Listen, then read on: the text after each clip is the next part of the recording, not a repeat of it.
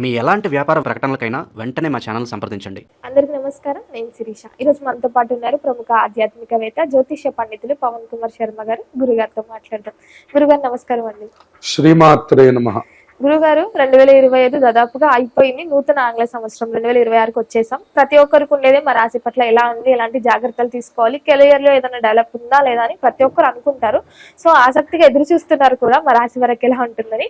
So ముఖ్యంగా చూసుకుంటే కర్కాటక రాశి వారికి ఎలా ఉంటుందంటారు, ఎలాంటి జాగ్రత్తలు తీసుకోవచ్చు అంటారు? కర్కాటక రాశి వారికి 2026వ సంవత్సరం అనుకూలంగా ఉంది అని చెప్పవచ్చు.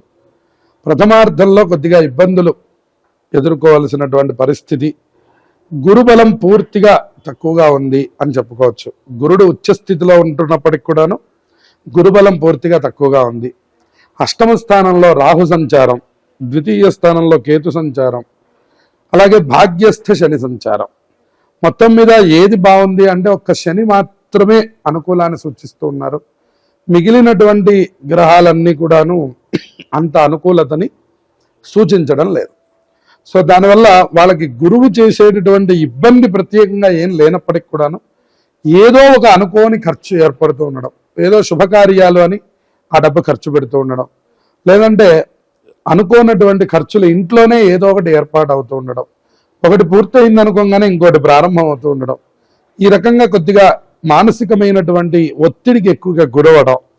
రెండవ స్థానంలో కేతు సంచారం జరుగుతుండడం వల్ల వాక్కు మూలంగా వివాదాలు వస్తూ ఉండడం, అలాగే బంధువులతోనూ స్నేహితులతో కూడా చిన్న చిన్న వివాదాలు జరుగుతూ ఉండడం, వాళ్ళన్న మాటని మనం మానసికంగా కొంచెం ఎక్కువగా బాధపడుతూ ఉండడం, అలాగే అష్టమ స్థానంలో రాహు కొంత ఆరోగ్యాన్ని దెబ్బతీస్తూ ఉండడం, ఆరోగ్యపరంగా కొద్దిగా తక్కువ పరిస్థితులు కనబడుతూ ఉండడం, అనుకోనటువంటి వ్యాధులు ఏర్పడుతూ ఉండడం, అరుగుదల సమస్యలు ఏర్పడుతూ ఉండడం, అలసట నిరంతరం ఉంటూ ఉండడం, అట్లాగే మిగతా అన్ని విషయాల్లోనూ ఎంతో ఉత్సాహం కలిగి ఉండే నేను ఇలా అయిపోతున్నాను ఏమిటనేటటువంటి విషయం తెలుసుకుంటూ ఉండడం, అన్నం పూర్తిగా తీసుకోలేనటువంటి ఆహార సౌఖ్యం లేకపోవడం, పూర్తిగా ఆహారం చక్కగా పరిపూర్ణంగా తీసుకోలేకుండా సామాన్యంగా ఉంటూ ఉండడం, ఇటువంటివన్నీ కూడాను మరి ఈ రాశి వారికి కనపడుతూ ఉన్నాయి.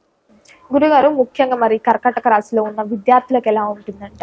విద్యార్థులకి ఇది పెద్ద ప్రభావం కనపడకపోయినా ఒత్తిడి ఎదుర్కోవాల్సిన పరిస్థితి మాత్రం విద్యార్థులకు కూడా కనబడుతూ ఉన్నది. ఎవరైతే వివాహం కోసం ప్రయత్నిస్తున్నారో వారికి వివాహ యోగం ఉందంటారా? వివాహ బలం ఈ సంవత్సరం బాగా తక్కువగా ఉంది అని చెప్పవచ్చు. ఏదైనా ప్రయత్నం చేస్తే ద్వితీయార్థంలో, జూన్ తర్వాత ద్వితీయార్థంలో కొద్దిగా అనుకూలంగా ఉంది. అది కూడా కొద్దిగా 20% మాత్రమే అని చెప్పవచ్చు. మరి సంతాన యోగం ఉందంటారా? సంతానం అనుకూలంగా ఉంటుంది. సంతానం పట్ల ఏమీ ఇబ్బంది లేదు. గురుగారు, ఎవరైనా ఈ కొత్త సంవత్సరం వచ్చిందంటే చాలా ఏదైనా కొత్తగా బిజినెస్ స్టార్ట్ చేద్దామని చాలా మంది అనుకుంటుంటారు. సో ముఖ్యంగా చూసుకుంటే ఈ కర్కాటక రాశి వాళ్ళకి ఈ ఇయర్ లో బిజినెస్ స్టార్ట్ చేయొచ్చు అంటారా?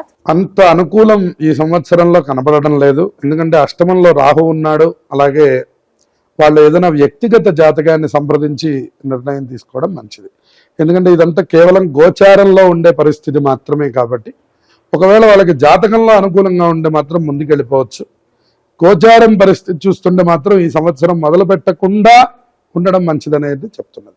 ముఖ్యంగా గురుగారు, ఈ ఫిలిం ఇండస్ట్రీ కళాకారులకు కూడా ఎలా ఉండబోతుంది? కళాకారుల యొక్క విషయం కూడా మనకి సామాన్యంగా ఉంది అని చెప్పవచ్చు. ఎందుకంటే మనం అనుకున్నంత గ్రోత్ ఈ సంవత్సరం మనం ఏం చూడలేకపోతాం. ఒకవేళ అవకాశం వచ్చినప్పుడు మనకి శరీరము, మానసికమైన పరిస్థితులు సహకరించవు. అలాగే ఆర్థిక పరంగా కొంత అనుకూలనంత వృద్ధిలో లేకపోతూ ఉంటాం మనం.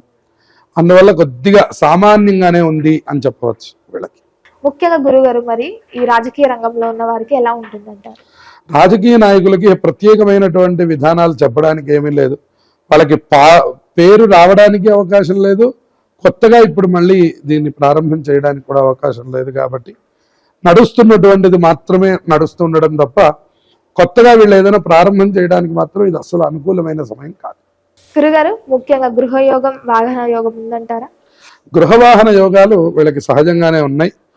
అలాగే వీళ్ళు ఒకవేళ లేకపోయినప్పటికి కూడాను ద్వితీయార్థంలో చివరి భాగంలో వాటిని చక్కగా చేసుకోగలుగుతారు. ఎందుకంటే చివరి భాగంలో మార్పు జరిగి రాహుకేతువులు కూడా, కేతువు కర్కాటక రాశిలోకి ప్రవేశిస్తున్నాడు నవంబర్ 25వ తారీఖు. మరి రాహు ఏమో ఇక్కడ మకర రాశిలోకి ప్రవేశిస్తున్నాడు.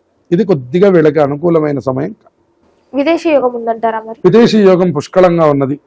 విదేశానికి చేసే ప్రయత్నాలన్నీ కూడా సంవత్సరం చివరి భాగంలో, అంటే మనకి సహజంగా ఆగస్టు తర్వాతే ఇవన్నీ కూడా ఏర్పాటు అవుతూ ఉంటాయి కాబట్టి ఆగస్టు తర్వాత వీళ్ళు ప్రయత్నం చేస్తే సమస్త శుభాలు కలుగుతాయి.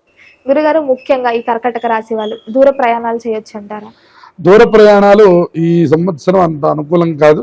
వెళ్ళినా తగినన్ని జాగ్రత్తలు తీసుకోండి. ఆరోగ్య సమస్యలు ఏర్పడే అవకాశం ఉంది. ఫుడ్ పరంగా కూడా మీకు అంత అనుకూలం తక్కువగా ఉంటుంది కాబట్టి తగిన జాగ్రత్తలతో ప్రయాణాలు చేయండి.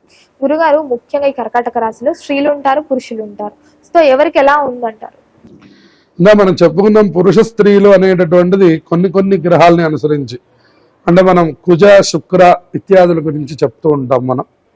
అయితే ఆ వాటి ప్రస్తావన మనం ఇప్పుడు సంవత్సరం మొత్తంలో మనం చేయలేం కాబట్టి సహజంగా ఏది చెప్పినా ఇది ఇద్దరికీ వర్తించేటటువంటిదిగానే మనం చెప్తూ ఉన్నాం.